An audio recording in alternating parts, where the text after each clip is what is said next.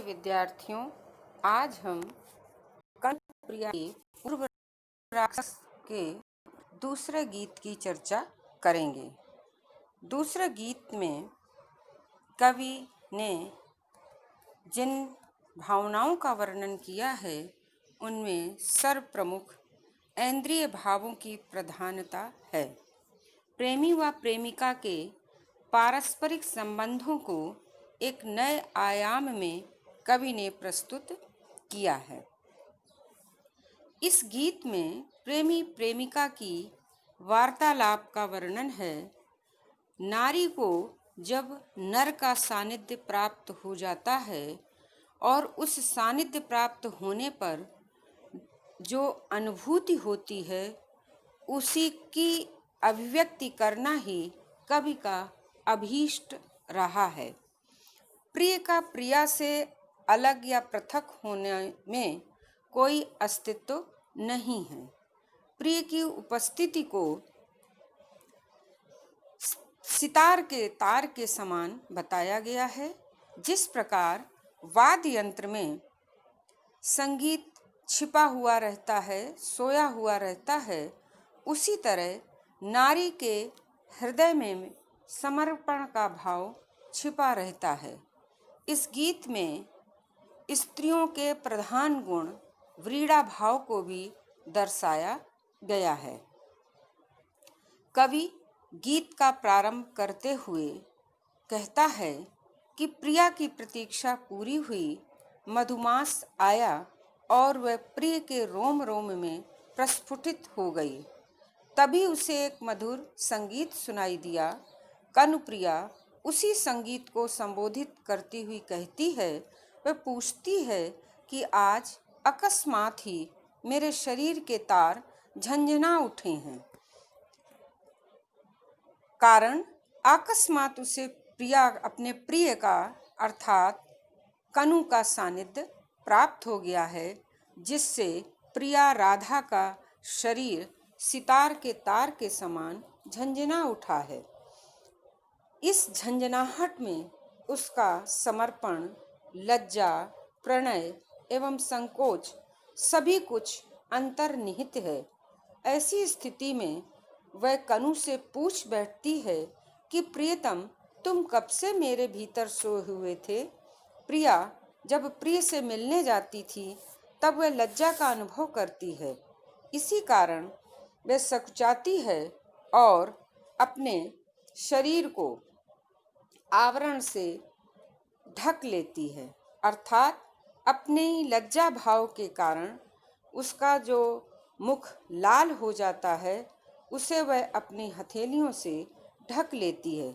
इसी कारण राधा सदैव प्रगाढ़ अंधकार में ही कनु से मिलती थी। उस समय राधा को बहुत लाज आती थी। प्रगाढ़ अंधकार में गोपनीयता एवं एकांत की ओर भी कवि ने संकेत किया है।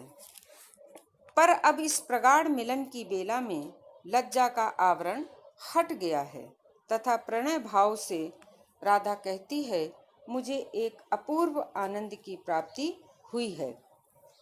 इस अवसर पर आज अपने को छिपाने के लिए उसके पास कोई आवरण नहीं है। वह कहती है, आज मेरे शरीर का रोम रोम झंकार उठा है। हे मेरे स्वर्णिम संगीत, सच बतलाना कि क्या तुम इसी मिलन की बेला की प्रतीक्षा में मेरे भीतर सोए हुए थे? अंत में अपने प्रिय को स्वर्णिम संगीत से संबोधित करना और कब से मुझ में छिपे सो रहे थे प्रश्न करना, इस प्रश्न के साथ ही इस गीत की समाप्ति होती है। हम देखते हैं कि इस गीत का प्रारंभ और अंत दोनों ही राधा के प्रश्न से होता है और राधा की ये प्रश्नाकुलता इस बात की ओर संकेत करती है कि उसे प्रिय से कोई संतोषजनक या आश्वस्त करने वाला कोई उत्तर अभी तक प्राप्त नहीं हुआ है। यदि हम इस गीत की भाषा और शैली या कहें काव्य सौंदर्य की बात करें तो हम देखते हैं कि सबसे पहली जो विशेषता दृष्टिगत होती है भाव पक्ष से संबंधित वह है, मुझे तुमसे कितनी लाज आती थी। इस वाक्य में या इस पंक्ति में कवि ने कोमल भावों के अनुरूप ही अत्यंत कोमल शब्दावली का प्रयोग किया है। हाय शब्द में, पर हाय मुझे क्या मालूम था, ये हाय शब्द स्त्रियों का जो आभूषण माना गया है लज्जा, उस लज्जा की ओर भी कवि ने संकेत किया है। इसी क्रम में ढक कर जाने में जहाँ कौतूहल की भावना उत्पन्न होती है, वहीं तम के प्रगाढ़ पर्दे में एक गोपनीयता भी छिपी हुई है। अंतिम पंक्तियों में स्वर्णिम संगीत संबोधन से अपने प्रिय को संबोधित कर राधा ने अपने प्रिय के प्रति सूक्ष्म और अपनी सूक्ष्म से सूक्ष्मतर संबोधनों या कहें अनुभूतियों को यहाँ पर प्रकट किया है। हाथ को हाथ न सूझना, हाथ को हाथ न सूझना मुहावरे के प्रयोग द्वारा कवि ने भाषा को अत्यंत प्रवाहमय बनाया है। इसके अतिरिक्त हम यदि इस गीत की भाषा शैली की बात करें तो इस गीत में भी शैली संबोधनात्मक शैली का प्रयोग है, क्योंकि राधा ही कनु से प्रारंभ में भी प्रश्न करती है और अंत में भी करती है।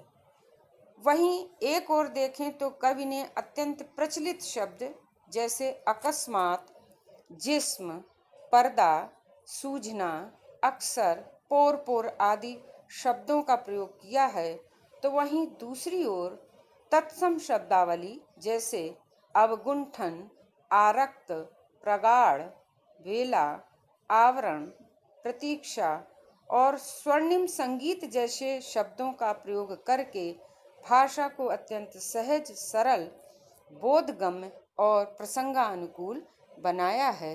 इति।